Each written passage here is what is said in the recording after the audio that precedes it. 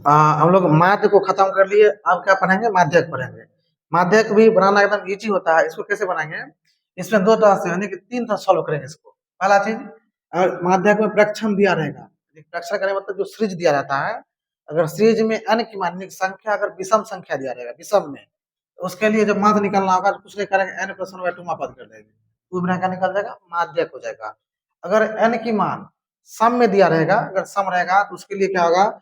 लिखे हैं कि दिया गया प्रक्षम में यदि n सम हो तो माध्यक जो निकालेंगे, पहले निकालेंगे n बाय टू के पद, और फिर निकालेंगे n बाय टू के प्लस वन में पद निकालेंगे। एक बार निकालेंगे n बाय टू बार, फिर n बाय टू निकालेंगे, उसमें एक जोड़ देना है, और जितना संख्या है उस दोनों क्या करेंगे? जोड़ करके फिर दोष भाग देंगे, यानी क्या लिखे? उसके पद का माध्य, फिर उस दोनों को जोड़ना है, जोड़ के दोष भाग दे देना, वो निकल जाएगा मेरा माध्यक निकल जाएगा उसका, सम में रहेगा तब।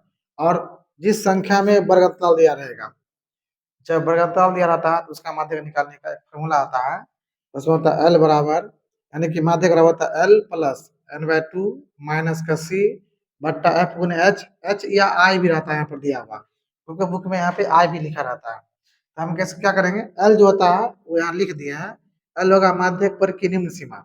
जो वर्गतल होता है ना, उसमें जो पहले वाला होगा उसको बोलते हैं L, और अंतरक बोलते हैं हम लोग I। जैसे यहाँ पर दिया रहेगा वर्गतल, जैसे मान लेते हैं यहाँ पर 10 से 20 दे रहेगा, तो 10 से 20 पे कहेगा एल निकालेंगे, तो एल जो होगा ये मेरा 10 हो जाएगा इसका एल, और एच जो पूछेगा ये दोनों का अंतर दिख रहा है, तो 10 से 20 पे अंतर करते 10 का हो जाएगा एच इसका 10, इसी को बोलते हैं यहाँ पर एल और एच बोलते हैं।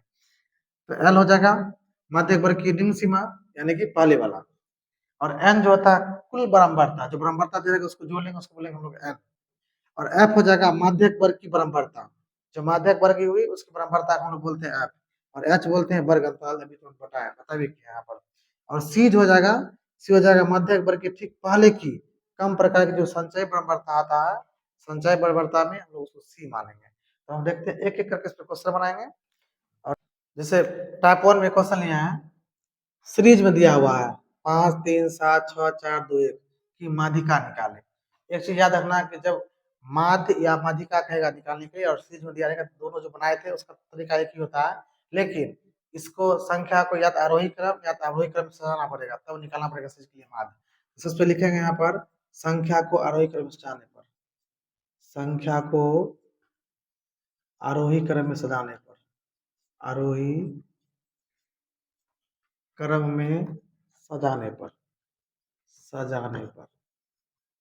आरोही मतलब क्या होता है? आरोही मतलब होगा बढ़ते क्रम, आरोही मतलब बढ़ते क्रम, आरोही क्रम हो जाएगा बढ़ते क्रम,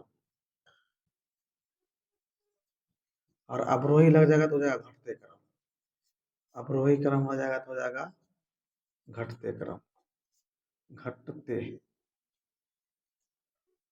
क्रम। या तो अवरोही में सजा लेना है या तो आरोही में सजा लेना है।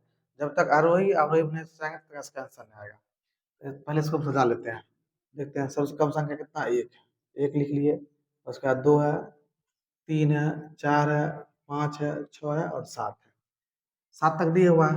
और अभी हम क्या बताएं कि अगर संख्या n दिया रहेगा विषम में, तो यहाँ पे सात टोटल संख्या है, तो क्या निकालना है? n प्लस वन कर लेना और टू पद निकालना, वही उसका मान हो जाएगा। तो इसको निकालते हैं माध्यक बराबर, उसका माध्यक बराबर हो जाएगा यहाँ पर कितना है? n सात है, तो लिखेंगे n plus one by two बे पद, टू बे पद ये हो जाएगा n, n की जगह सात, सात प्लस वन कर लेंगे बट्टा दो कर लेंगे, तो सात एक हो जाएगा आठ, आठ का दो कर देंगे हो जाएगा चार।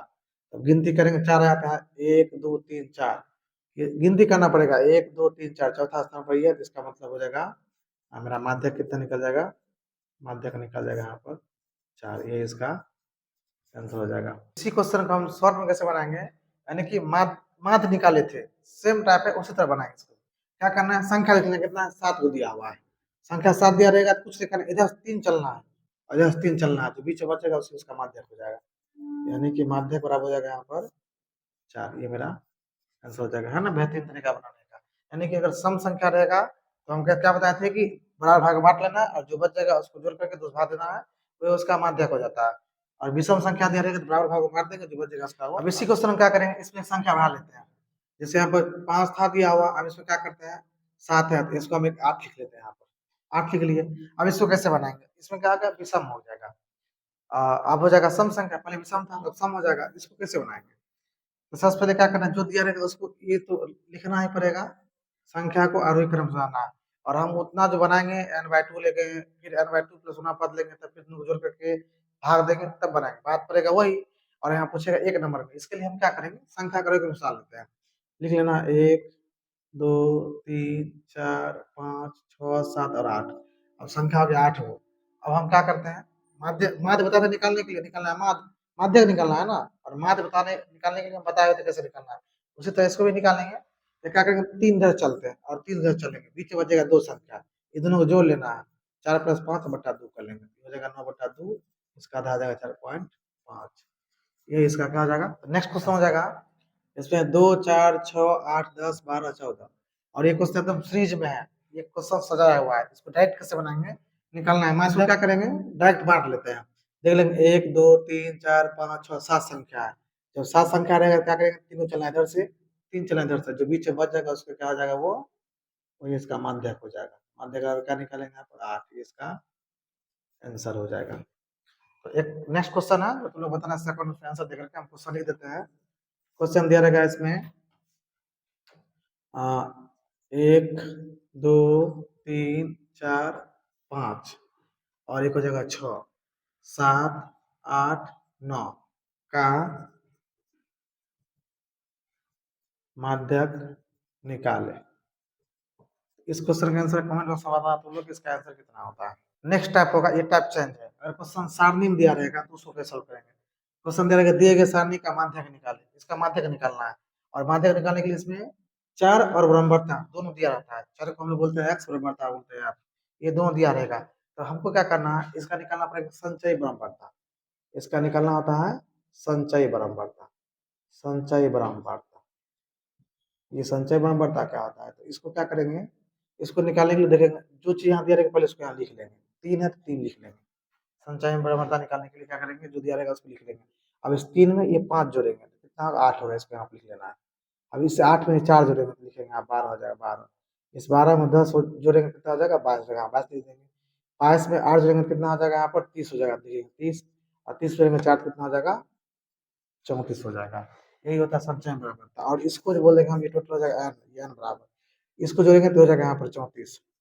तो ये जो होता है इसका जोड़ और ये इसका जोड़, ये दोनों इक्वल है तो ये ठीक है।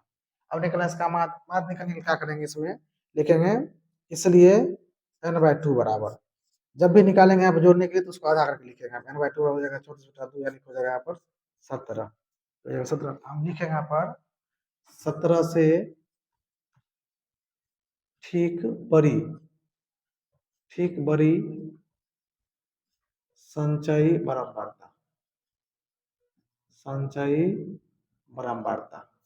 17 से थोड़ा बड़ा, इसको देखते हैं 17 से थोड़ा बड़ा क्या है, 22 आ रहा है, ये 22 हो रहा है मेरा यहाँ पर, ये वाला 22 आ रहा है, 22 है, लिखेंगे 22 है। इसलिए 22 के संगत चर मान, तो 22 के सामने में क्या होता है, चर देखना, चर 22 के सामने चर, चर यहाँ पे 18, मान 18 है।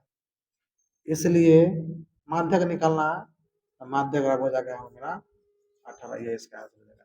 यानी कि हम देख लेंगे इसमें n निकालना है, n उसको n/2 कर लेंगे, n/2 से देख लेंगे संचय बराबरता में ठीक थोड़ा बड़ा लेना है, 1 अंक 2 अंक 5 अंक जो भी है, तो उससे बड़ा संख्या लेना है, उससे बड़ा आ जाएगा 22, जस्ट बड़ा लेना है, ये नहीं कि 22 में 30 ले लेंगे यहाँ पर, 22 लेना है। और 22 के सामने देखना है चर में कौन मान आ रहा है, 22 के सामने आ रहा है इसमें 18, इसका माध्यक हो जाएगा यहाँ पर 18।